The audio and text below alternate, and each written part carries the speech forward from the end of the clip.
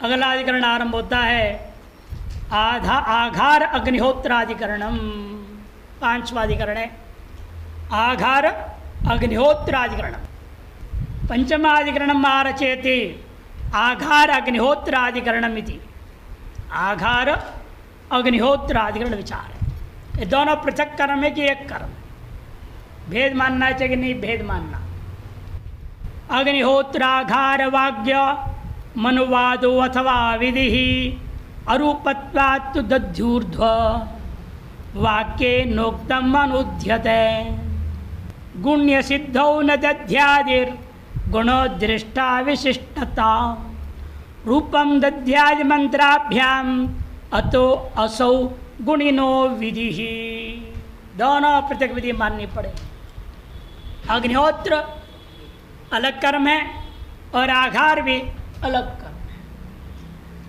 पूर्व पक्ष कहता है अग्निहोत्र और आघार वाक्यों को अनुवाद वाक्य माना जाए अथवा स्वतंत्र कर्म विधि माना जाए।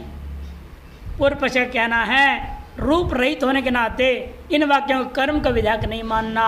अरूपत्वात्, रूप न होने से अनुवाद वाक्य है। तो किसके अनुवाद करेगा? तो आगे कहे चलो गुणों का अनुवाद कर रहा है।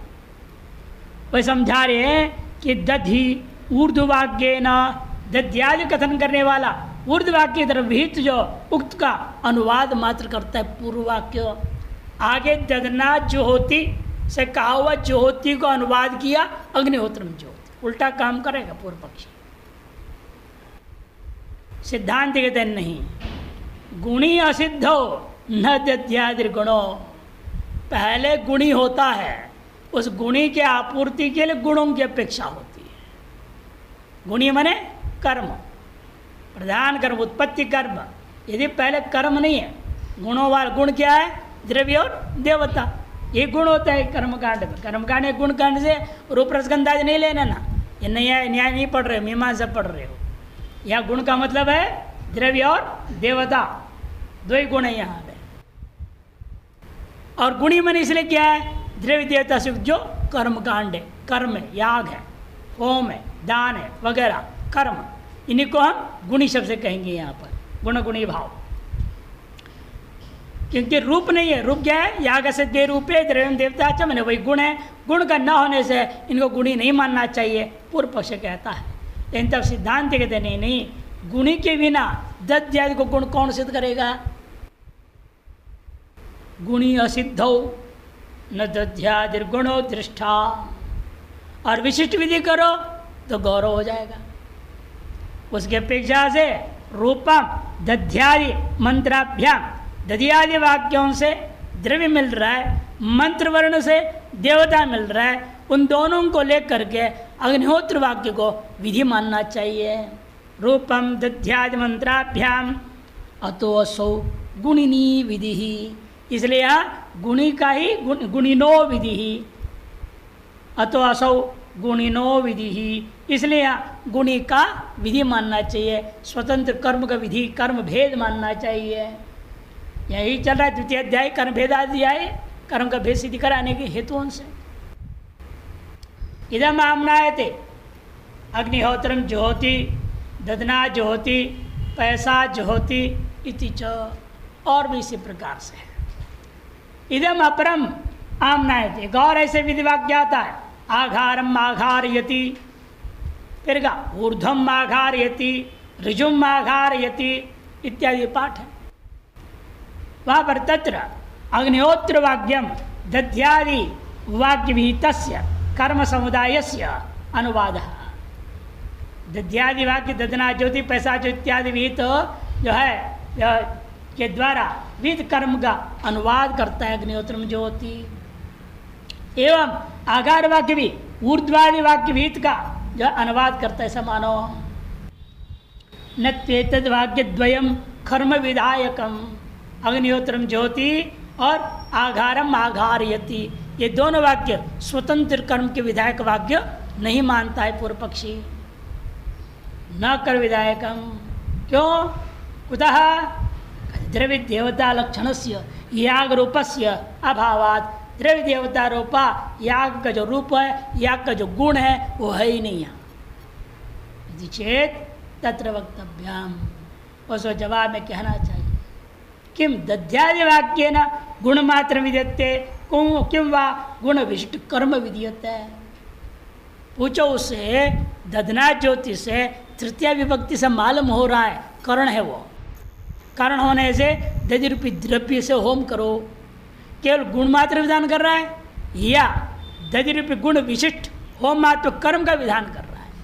विशिष्ट विधि माना जाए या केवल गुण विधि माना जाए। किम दध्यादि वाक्य न गुणमात्र विधीयते किम वा गुण विशिष्ट कर्म न आद्य। केवल गुण विधान कर नहीं सकता, क्यों? पहले गुणी कहाँ है? किसी अन्य वाक्य से गुणी प्राप्त हो, उस गुणी के लिए गुण का विधान किया जाएगा। किसी अन्य वाक्य द्वारा कर्म प्राप्त होगा, तब न उस कर्म के लिए द्रव्य क्या है, देवता क्या है, किस द्रव्य से किस देवता उद्देश्य करके कर्म किया जाए, ये प्रश्न उठेगा। यदि पहले से कर्म या गुणी विधि है ही नहीं, केवल गुण विधि क्या करेगा? किसके साथ जोड़ेंगे उसको? अंगांगी भाव कैसे तय होगा? यहाँ कर्मकांड में, इस मीमांसा दर्शन में एक ही शब्द अलग अलग प्रकार से प्रयोग होगा।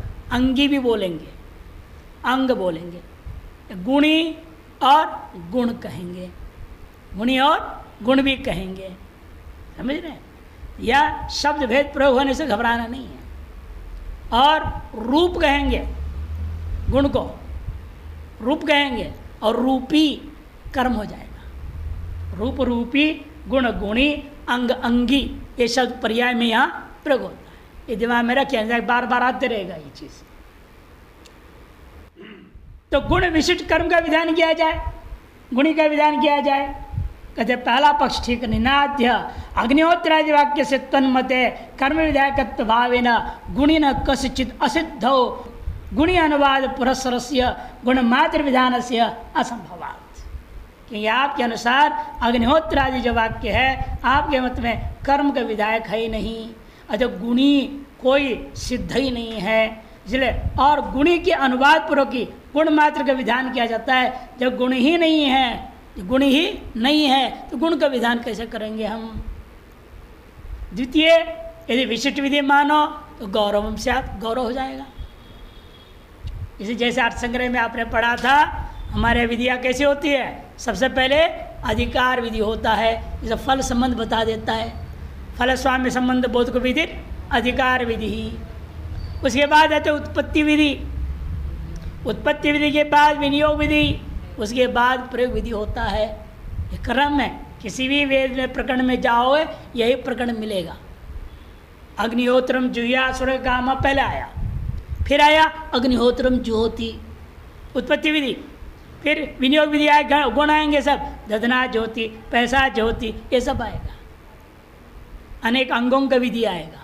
अंगों की विधि का नाम ही विनियोग विधि है। फिर उसके बाद उनका प्रयोग किस क्रम से करना है, प्रयोग विधि उसके बाद आएगा। इसे बिना गुणी का, ये अंगी का या रूपी का, केवल गुण मात्र रूप मात्र का विधान करना संभव ही नहीं है। पहले एक उत्पत्ति विधि मानना पड़ेगा, जो कर्म के स्वरूप मात्र का बोध विधि। उत्पत्ति विधि का लक्षण क्या किया था?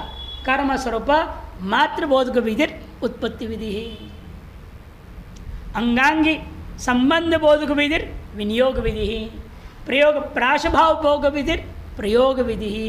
ये सब लक्षणों को भी याद, हर संग्रह पूरा इसे याद होनी चाहिए, तब मजा आता है मीमांसा दर्शन के आगे पढ़ने में। वेदांत में भी काम आएगा ना, ये सब वहां पर भी आते रहते शास्त्रार्थ में बारंबार। इसलिए सब लक्षण याद होना चाहिए। यहां पर इसलिए उत्पत्ति विधि है। उत्पत्ति विधि रूपी गुणी का बोधक विधि नहीं है तो गुण विधान किस लिए किया जाए, व्यर्थ हो जाएगा। और विशिष्ट विधि मानोगे, विधि गौरवम से गौरव होगा। विशिष्ट विधि कहाँ मानी जाती है? जहाँ पर हमें को उत्पत्ति विधि दूसरा मिले ही ना, अगतिक गति में। सोमवता यागे न, सो में नहीं जाते को सोमवता यागे न करना पड़ा हमें, क्या अन्य कोई उत्पत्ति विधि है ही नहीं आसपास में। यानी यह अग्निहोत्र ज्योति उत्पत्ति विधि रहते हुए उसको जो उत्पत्ति विधि नहीं मान करके विशिष्ट विधि मानोगे तो गौरव दोष हो जाएगा। तच्च सत्याम गतौ अयुक्तम। और गौरव दोष स्वीकार क्यों कर रहे हैं? जब दूसरी गति है, अन्य प्रकार से अन्वय हो सकते, व्यवस्था हम दे सकते हैं, फिर जबरदस्ती हम क्यों विशिष्ट विधि करें? अतो अग्निहोत्रादि वाक्यम कर्म विधायकम, इसे अग्निहोत्रम ज्योति कर्म मात्र के विधायक, उत्पत्ति विधि वाक्य है वो। तत्र द्रव्यम, पूछा फिर द्रव्य कौन है? तब कहूंगा दधना ज्योति, पैसा ज्योति, वो गुण विधि हो जाएगा। द्रव्यादि वाक्य लभ्यते, दध्यादि वाक्य द्रव्य लभ्यते। और देवता का लाभ कहाँ होगा? देवता तो मंत्र वर्ण की, मंत्र वर्ण से प्राप्त हुआ।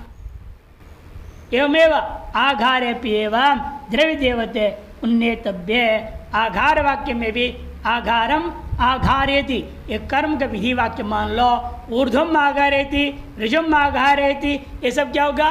गुण विधि हो जाएगा। और देवता आपको मंत्र वर्ण से मिल जाएगा। इस प्रकार से इन दोनों को पृथक कर्म का विधायक की मानना पड़ेगा। कर्म भेद सिद्ध हो गया। अग्निहोत्र नाम का अलग कर्म है, आघार नाम का अलग कर्म है, ये सब अनुवादक नहीं है। एवमेव एक और दृष्टांत दे रहे, पशु सोमाधिकरणाम, छठा अधिकरण है पशु सोमाधिकरणाम। पशु सोमाधिकरण, पशु याग में भी इसी प्रकार से विचार होगा, एवं सोम याग में विचार करना है। यजत्यालभति एता वनुवादी विधि उत, द्विवचन है सब। आलभति दीर्घकारांत द्विवचन, अनुवादी विधि सब द्विवचन प्रयोग किया है।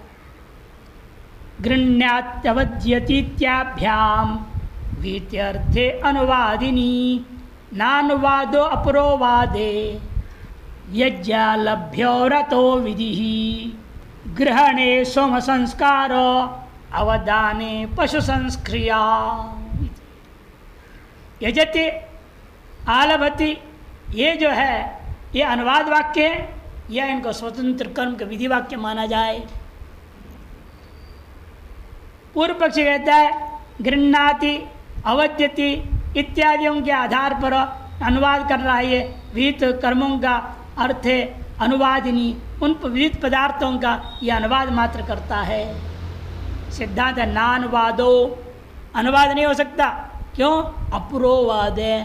पहले पूर्व में कोई विधि ना हो, अंगी या गुणी प्राप्त नहीं है, तो गुणों का विधान किस लिए करूँगा, अंगों का विधान किस लिए करूँगा? वही है सेम दृष्टांत, वही है। दूसरे विषय अलग अलग प्रकरण को उठा करके बोल रहा है। नानुवादो अपुरोवादे यज्ञ आलभ्यो अतो विधि, इसलिए यजी और आलभ अवसर पर लभ धातु जो है ये दोनों के दोनों विधि पर लेनी चाहिए। और जय ग्रहण की बात कही, ग्रह सम्मा ग्रह पात्रों का, और सोम का जो संस्कार कहा गया वो ग्रह पात्रों का क्या है? वो सोम का संस्कारार्थ विधि है वो।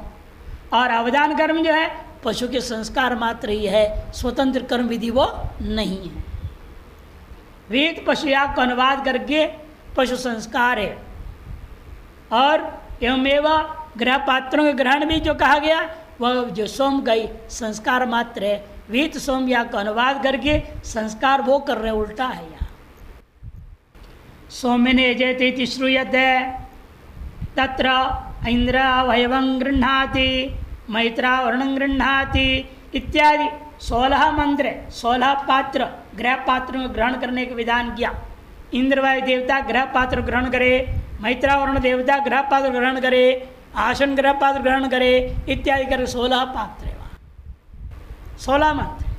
पूर्व पक्ष कहता है यहाँ पर सोमे ने जैत्य को अनुवाद मान, सोमे ने जैत्य को अनुवाद मान किसका? आगे जो कहा गया इंद्रवायु गृह्णा इत्यादि वाक्यों में अलग अलग वहाँ 16 कर्म मान, बल्कि 16 अलग अलग कर्म है वो, उनको अनुवाद करके एक एक कर्ण करके इसने बोल दिया, ऐसा माना जाए।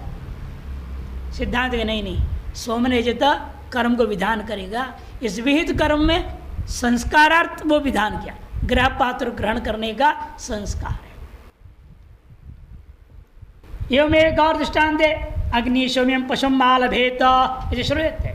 उसके बाद आ गया तस्य हृदयस्य अग्रे अवध्यति तत्र, उसी प्रकरण में पाठ है, हृदय से अवग्रे अवध्यति अथ जिह्वया अथ वक्षसा इत्यादिन्यपि श्रुतानि, 10 है ये। पहले हृदय रूपी अंग का अवदान करेगा, फिर जिह्वा का अवदान करेगा, फिर वक्षस्थल का अवदान करेगा। ऐसे बकरा काट दिया है, पशु का आलम्बन किया, उसके 10 अंग हवन करने के लिए निकाला जाएगा, बाकी को गड्ढे में दफनाया जाएगा, चत्वाल नाम का गड्ढे में। अब ये विचार कर रहे हैं, पूर्व पक्षी कहता है ये सब अत हृदय से अग्रे अवध्यति, ये सब को मुख्य कर्मकांडी मानो, कर्म ही अलग अलग। इन 10 कर्मों का अनुवाद करके वो जो कह रहे हैं आप अग्निशम पुष्पम आलवेता, वो अनुवाद मान लो, 10 कर्मों का अनुवाद वो कर रहा है। सिद्धांत के नहीं, वो कर्म का विधान किया, उस कर्म का अंगभूता पशु के अंगों के संस्कार के लिए 10 विधियां हैं। ये संस्कार विधि है, ये मुख्य कर्म विधि नहीं है, ऐसे सिद्धांत कहता है। वही समझा रहे। तत्र ऐन्द्रवायवादी वाक्य याघा विधियंते, पूर्व पक्ष कहता है ऐन्द्रवायवं गृह्णाति इत्यादि वाक्यों के द्वारा स्वतंत्र 16 यागों का विधान किया गया। इंद्रवायु आदि प्रातिपदिक, इंद्रवायु आदि प्रातिपदिकों के द्वारा देवता प्राप्त हो रहा है। देवता नाम तैतेन और सोमरस द्रव्य से च प्रतीयमानत्व, ग्रह पात्र कहते ही दिमाग में क्या आएगा? सोमरस आ जाएगा कि सोम को ग्रहण करने के लिए ग्रह पात्र होते हैं।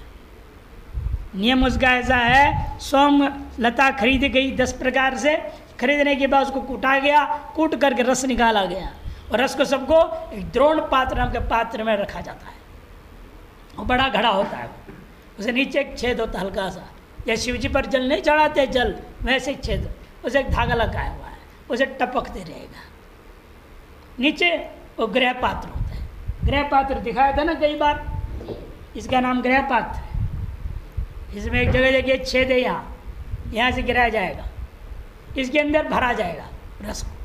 भरने के बाद हटाएंगे, दूसरा पकड़ के ऊपर नीचे से इसको हटा देंगे, फिर दूसरे को खड़ा कर देंगे। ऐसे 16 पात्रों को भरा जाएगा, 16 पात्र, और द्रोण पात्र से भरेंगे ग्रह पात्रों में। और उसको भी जहाँ रस निकाला गया अभिषेक मंडप से, उसको लाया जाएगा। एक लकड़ी का रथ बनाते हैं उसके लिए, उस पर वो द्रोण कलश रखा जाएगा। वो क्या इस तरह से चक्का को बनाते हैं, जो क्या बोलते हैं आपका गाड़ी जो बनाया जाता है शकट को, बैलगाड़ी जैसा, उसके नीचे में ऐसे बनाते हैं जिसमें ग्रह पात्र को रखा जाता है।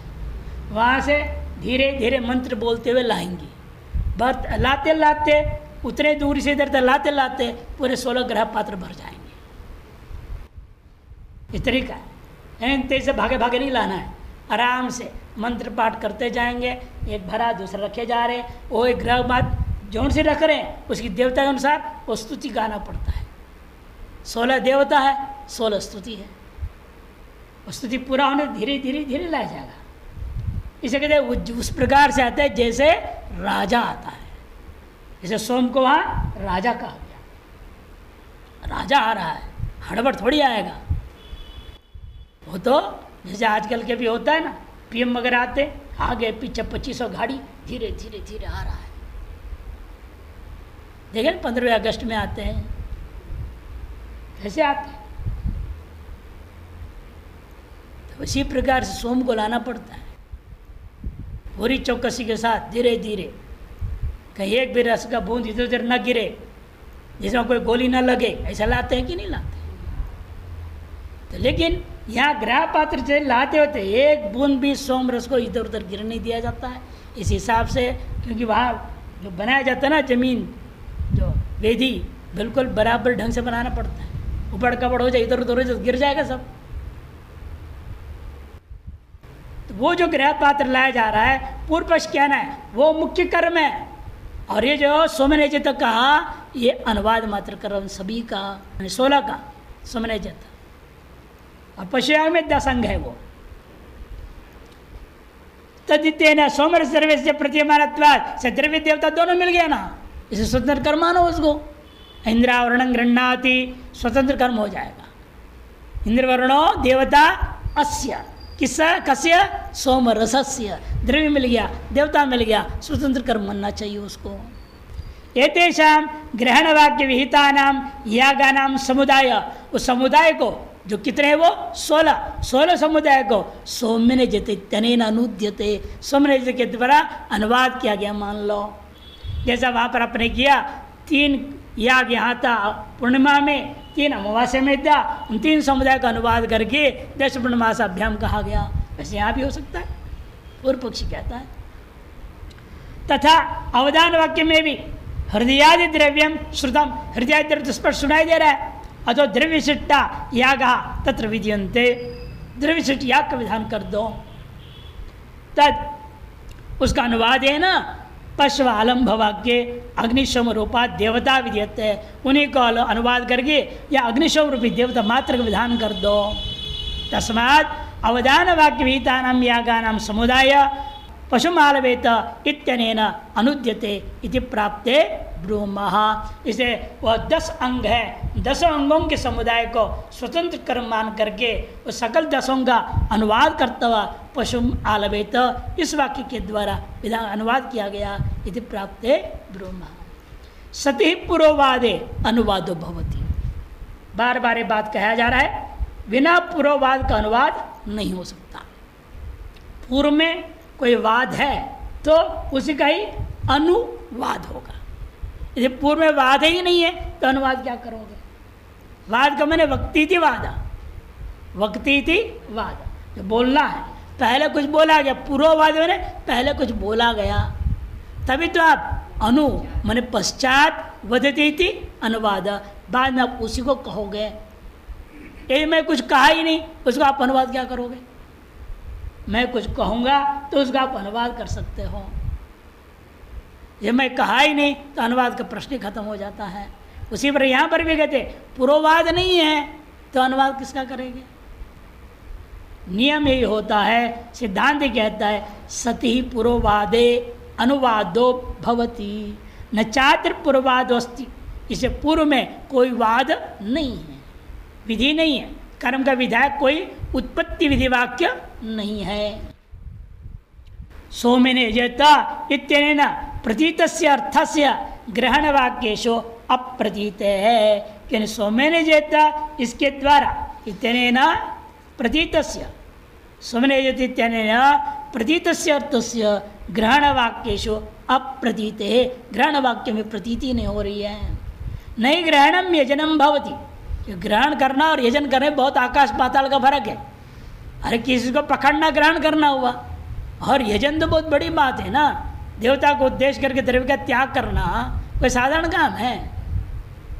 पहले देवताओं का आह्वान करो, देवताओं की स्तुति करो, उनको उचित आसन दो, है ना, पाद्य अर्घ्य संपादन करो, फिर प्रसन्न होकर बैठे सामने, तब उनका आहुति अदर कहो आप ये लीजिए स्वीकार कीजिए।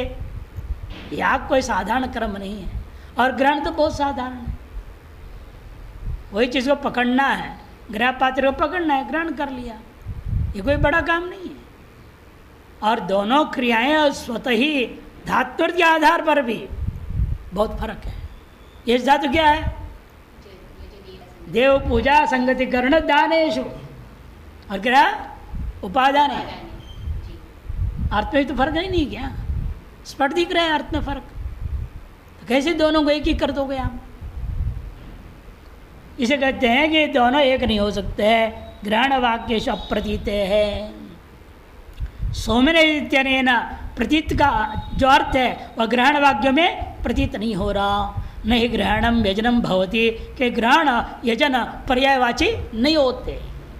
ना भी तजित प्रत्युक्तो रस सोमलता, और तजित प्रत्युक्त क्या है? रस है, सोमलता नहीं है। सोमलता का कार्यभूत वस्तु रस वहाँ तद्धित की तरफ बोध्य है, लता नहीं बोध्य होता। न च तद्धित प्रत्यय सर्वनामार्थे विहित प्रकृतम ब्रूते। और दूसरी बात, तद्धित प्रत्यय रस सामान्य अर्थ बोल सकता है, द्रव्य सामान्य अर्थ बोल सकता है। सा अस्य, अस्य मैंने क्या सर्वनाम संज्ञा है ना, अस्य इधम शब्द का रूप बनता है अस्य षष्ठी।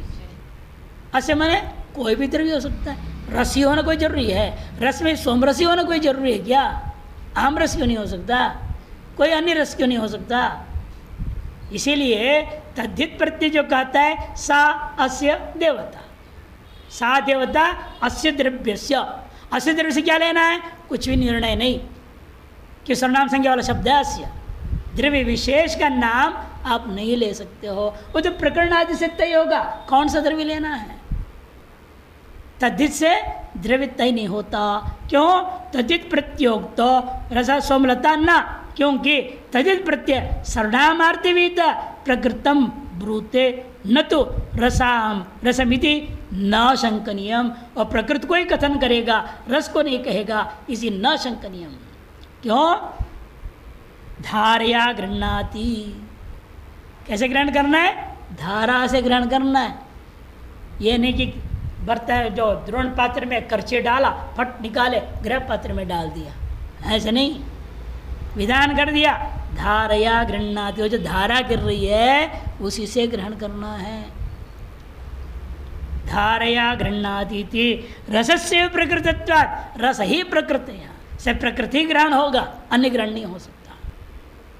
तथा पूर्ववाद अभावे अनुवाद असंवाद, इसलिए पहले पूर्ववाद मानना पड़ेगा, नहीं छूट गया। तथा इसी प्रकार से पशुमालभेत इत्यनेन प्रतीतो अर्थो न अवधान वाक्येषु प्रतीयते, पशुम आलभेत, इस प्रतीत जो अर्थ है वह अवधान वाक्यों में प्रतीत नहीं होता। अवधान का मतलब क्या? विभाग करना, अलग करना। अब स्वरूप क्या है? दो अवखंडने जा संबंध है अवदानम, मैंने टुकड़ा करना, अलग करना। पशु है, बकरा है, गर्दन काट दिया गया, ठीक है, लेकिन अब उसे अंग अलग अलग करने पड़ेंगे आहुति के लिए। संचपन के बाद में अंगावदान अलग चीज़ है, पशु आलम्बन पशु याग अलग चीज़ है। इसीलिए अवदान और याग ये दोनों पर्यायवाची नहीं हो सकते। इसीलिए ततः पूर्ववाद अभावे अनुवाद असंभवाद यजति आलभतिभ्याम कर्मणि विधीयेते, इसलिए पूर्ववाद के बिना अनुवाद नहीं हो सकता था। अतः यजति और आलभति शब्दों के द्वारा विशेष कर्मों का ही विधान किया गया है। और विहित उस कर्म में एक गृह पात्र क्या है? सोमरस का संस्कार है। अवदान क्या है? पशु के अंगों का संस्कारार्थ हो गया। अतः 16 वाक्य अंग वाक्य हो गया, संस्कारार्थ वाक्य हो गया, और यहाँ भी 10 वाक्य भी संस्कारार्थ वाक्य हो जाएंगे। ग्रहण वाक्येषु देवता विशिष्ट सोम संस्कारो विद्यते, एवमेव अवधान वाक्यश्च पशु संस्कार, अवधान वाक्यों का भेद द्वारा पशु संस्कार का विधान किया गया है। इसीलिए एक पंडित बहुत बड़े हुए विश्वनाथ श्रोती जी, नेल्लोर डिस्ट्रिक्ट आंध्र प्रदेश में, विश्वनाथ श्रोती जी, पश्वालंबनेषु विशेषा, एक छोटी सी पुस्तिका उन्होंने इन्हीं बात विवादों का जवाब दिया, शास्त्रार्थ। और इसको लेकर के श्रृंगेरी में शंकराचार्य ने बड़ी शास्त्रार्थ सभा बुलाई थी, बहुत पहले की बात। उसमें शास्त्रार्थ में वो विजयी हुए और स्थापित किए। पशु होता था, ठीक है, आज कलयुग में आप उसके योग्य नहीं हैं, ब्राह्मण के दम नहीं है, न ब्राह्मण के जबान से निकले तो मंत्रों में भी योग्यता नहीं रह गई। वहाँ तो ऐसे थे, पहले ऋषि लोग भी कैसे थे। विश्वामित्र देखो, यजमान को भेज दिया, अरे है आजकल दम किसी ब्राह्मण में। फिर आप पशुयाग न करें, वो अलग चीज़ है। इन वेद में पशुयाग विधि नहीं बोलोगे और अर्थ अनर्थ कर दोगे तो गलत है। वो पूरी शास्त्र छपी हुई है, मेरे ख्याल से 16 पन्ने 20 पन्ने का ही ज़्यादा नहीं है। पटाप ने से विचार भी विमर्श किया मैंने, उन्होंने कहा नहीं, वेद तो वेद है, वेद के अर्थ का अनर्थ करने वाला महापापी है, उसकी बात मत सुनो बोलते थे। पटाप राज सांप बोलते थे, उसके बाद सुनो ही मत। तो वेद के जो अर्थ अनादि परंपरा से जैमिनी महर्षि ने निर्णय दिया हुआ है, आप इन निर्णयों को पलट दोगे। ये नया कानून की वजह संविधान के अधीन होकर के ये मूर्खता का काम कर रहे हैं, इसको नहीं मानना चाहिए, सुनना ही नहीं चाहिए। जैसे आचार्य शंकर ने भी कहा, नहीं क्या कहा आचार्य शंकराचार्य ने? असंप्रदाय विच्छेद सर्वशास्त्रज्ञों भी मूर्खवत उपेक्षित। कई बार इसलिए ना मनुष्यकृत में दोष आ जाता है, ऋषिकृत में दोष नहीं है। इन चीज़ों इसलिए उपेक्षा कर देनी चाहिए। उपेक्षित भाष्यकार ने क्या उपेक्षा, इसलिए ग्रहण वाक्येशो देवता विशिष्ट संस्कार भी देते और अवधान वाक्य इसी प्रकार से। अब आता है इस प्रकार से कर्म भेद का अभ्यासात कर्म भेद चल रहा था, अनेक अधिकरणों में विचार किया, अभ्यासात कर्म भेद को सिद्ध कर दिया, और अब संख्या को लेकर के भी कर्म भेद सिद्ध करेगा। पहले क्या था? पहला अधिकरण था शब्दांतराधिकरणम, शब्द भेदा यजति ददाति, शब्द भेद से हुआ। दूसरा यजति यजति यजति है, फिर भी कर्म भेद है वहाँ, ये स्थापित किया। उसमें भी अनुवादों को काट करके विधियों को सिद्ध किया। कहाँ विधि मानना है, कहाँ अनुवाद मानना है, अनेक अधिकरणों में निर्णय दे दिया। और अब संख्या के माध्यम से कर्म के भेद की सिद्धि का प्रकरण आरंभ कर रहे हैं। सप्तमाधिकरण मारचेति संख्याधिकरण विधि आहुतिस्तिस्र इत्यत्र कर्मैक्यम उत भिन्नता एकत्वं सकृदाख्यातात् संख्यावृत्त्या प्रयाजवत् आख्यात मात्रं नो मानं संख्याया बहुकर्मता आवृत्तेकादशत्वंतो प्रयाजे गत्य भावतः पशून् सप्तदश प्राजा पत्यानित्यत्र भाष्यकृत विचारं माह पूर्वत्र क्रियात् त्रित्व स्फुटत्वतः बहुतोपेत पशुभिर्देवयोगाद भिन्नता रूपस्य तेन कर्मैक्यं संख्या नात्र क्रियागता देवता संगतस्यैव त्रितार्थस्य पश्चिमः भौत संगमो रूप संख्या तत्क्रियाभिदा। यहाँ इसीलिए आपको 5 श्लोक देख रहे हैं कि पहले 2 श्लोक वृत्तिकार का मत है, बाद का 3 श्लोक भाष्यकार का मत है। 2 मत से अधिकरण की व्याख्या कर रहे हैं। वृत्तिकार का मत में बता रहे तीसरा आहुतिर्जुहोति मंत्र है, विधि आया। इसका विधि का तात्पर्य 3 याग माना जाए या एक याग है उसको 3 बार आवृत्ति करनी है, क्या मानना है? कर्मैक्यम उत भिन्नता, एक कर्म मानना है या भिन्न भिन्न 3 कर्म मानना है, संख्या के वजह से 3 भिन्न कर्म माना जाए या संख्या को आवृत्ति पर लेकर के एक ही कर्म का 3 बार आवृत्ति करना अर्थ लिया जाए। पूर्व पक्ष कहता है एकत्वम सकृदाख्यातात्, आख्यात एक है, एक वचन वाला आख्यात है, इसलिए एक ही कर्म मानना चाहिए। संख्या फिर किस लिए आई? आवृत्तियाँ प्रयाजवत, जैसे प्रयाजों में होता है 5 प्रयाज है, उसे 11 बार करनी पड़ती है, आवृत्ति कर लिया जाता है, वैसे यहाँ भी हो जाएगा प्रयाजवत। तब सिद्धांत कहते हैं नहीं, आख्यात मात्रम नो मानम, आख्यात अपने आप में केवल कर्म के विधायक नहीं हो सकता, एक पद वाक्यार्थ के निर्णायक नहीं होता। कर्म भेद है या नहीं इस वाक्य में, अन्य पदों की सहायता से निर्णय होगा ना, अकेला आख्यात थोड़ी निर्णय करेगा। आख्यात मात्रम नो मानम संख्याया बहुकर्मता, संख्या के साथ आख्यात को जोड़ोगे तो कर्म भेद सिद्ध हो जाएगा। आवृत्त्यैकादशत्वं तो, और जहाँ प्रयास का तुम दृष्टांत कर रहे हो वहाँ तो कोई और गति नहीं था, कि पूर्व में क्या क्या पंच प्रयाजैर्यजेत, तो 5 संख्या निर्णीत है, और आगे में किसी याग विशेष में उसको 11 करो बोल दिया। अब 5 मूल में है और किसी विकृति याग में 11 करने कह दिया गया, तो मैं क्या करूँगा?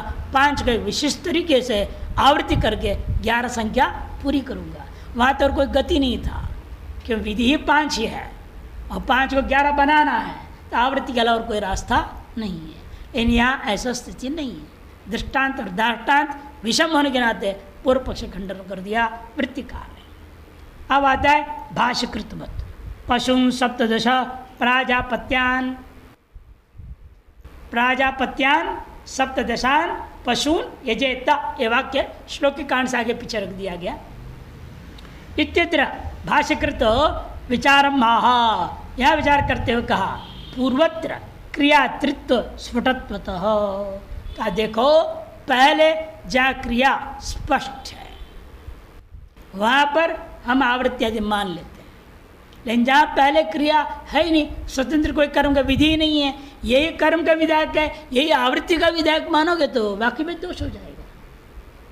एक वाक्य दो बात विधान नहीं कर सकता, एक ही का विधान करेगा। इसलिए वाक्य या तो तीन कर्मों का विधान करेगा या एक कर्म का विधान करेगा, और एक कर्म का विधान करेगा फिर तृतीय संज्ञा अनर्थक हो जाएगा। इसलिए तृतीय संज्ञा विशिष्ट आख्यात को लूंगा तो तीन कर्म सिद्ध हो जाएगा।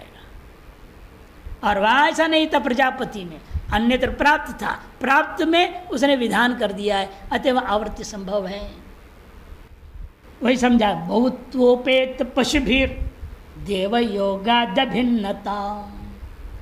वहां पर क्या एक देवता है, प्राजापत्यान, एक ही प्रजापति देवता है, और 17 पशु है, इसे एक ही कर्म माना जाएगा। वहां 17 संख्या वजह से 17 याग नहीं है, ये 17 याग मानना है, 17 देवता लानी पड़ेगी। फिर विशेषण क्या है, प्राजापत्यान पशून सप्तदशान। प्रजापति एक देवता है, इसे एक देवता से एक ही कर्म है। फिर 17 पशु क्या हो गया, 17 संज्ञा एक ही देवता के लिए आवृत्ति पूर्वक दिया जाएगा। वहां की स्थिति अलग है, यहाँ की स्थिति अलग है, उसको दृष्टांत नहीं बना सकते आप। रूप सिद्धेन कर्म ऐक्यम, एक ही देवता होने के नाते वह कर्म एक माना जाएगा। रूप मिला मुझे, देवता एक मिला, 17 पशु द्रव्य मिला है, द्रव्य और देवता मिलने से कर्म एक हो गया। संख्या नात्र क्रियागता, और संख्या नात्र क्रियागता, या क्रियागत संख्या तथा न भवती। वहाँ संख्या क्या थी, द्रव्यगत संख्या, सप्तदशान पशून, क्रिया के साथ जुड़ा नहीं है, और यहाँ क्रिया के साथ जुड़ रहा है। तिर आहुतिर जुहोती, तिर तिर तिर में क्या है, तिर शब्द से सुच प्रत्यांत आया है, 3 बार कर्म करेगा।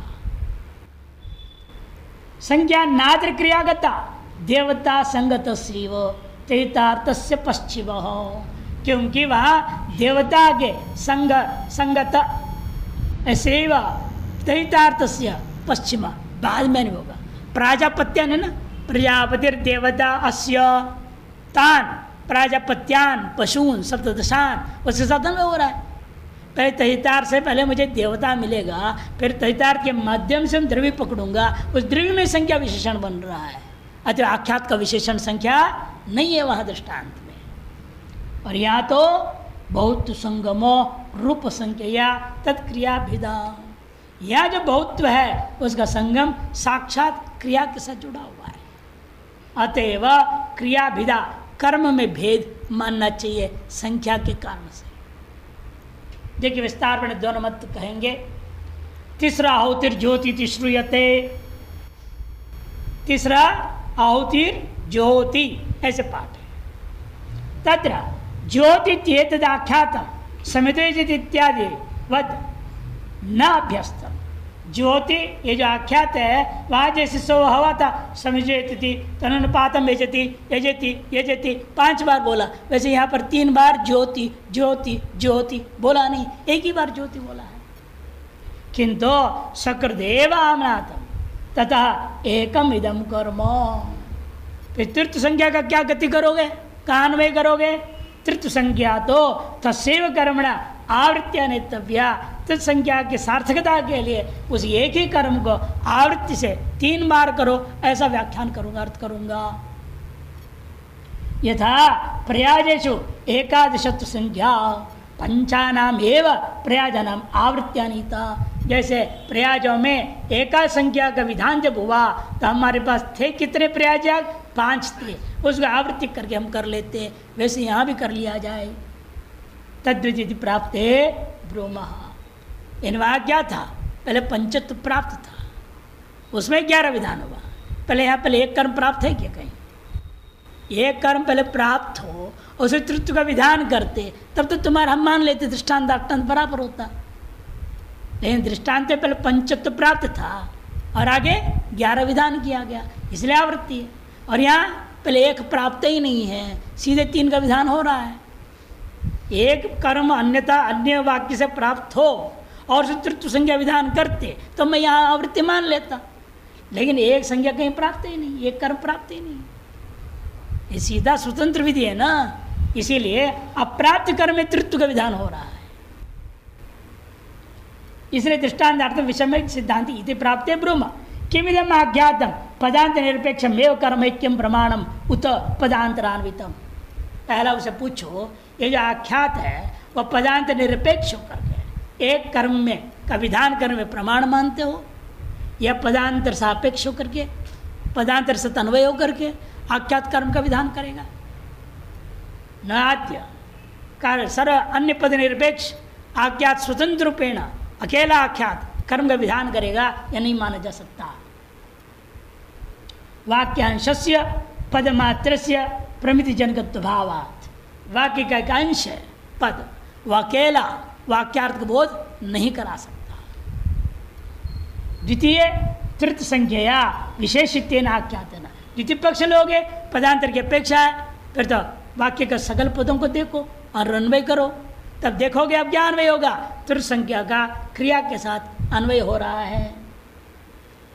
तृतीय संख्या विशेषित्वेन आख्यातेन कर्म बहुत्वम गम्यते, कर्मगत बहुत ज्ञापन होता है। प्रयाजनां तो प्रयाजों में अंतर है, पूर्वमेव पंच संख्या अवरुद्धत्वात्, पहले से पंच संख्या के द्वारा प्रयाज अवरुद्ध हो चुके हैं। अब उसमें आपने क्या कर दिया, अवरुद्ध पंचत्व को बांधते हुए एकादश का विधान कर दिया गया। आवृत्ति मंत्रेण एकादश दुस्संपादन, आवृत्ति के बिना 11 संख्या संपादन नहीं किया जा सकता था। यह तो एतद् विदित पूर्वम कर्मण एक संख्या अवरोधी नास्ति, यानी यहाँ पर अंतर है। एतद् इस विधि से पहले, एतद् विदित पूर्वम, तीसरा अवतर ज्योति जो विधि है इससे पहले कोई दूसरा कर्म वाक्य एकत्व संख्या अवरोधी कोई दूसरा वाक्य नास्ति इति वैषम्यम, दृष्टान्त विषम होने से यहाँ पृथक कर्म माना जाएगा, वह आवृत्ति मानी जाएगी, ये अंतर है।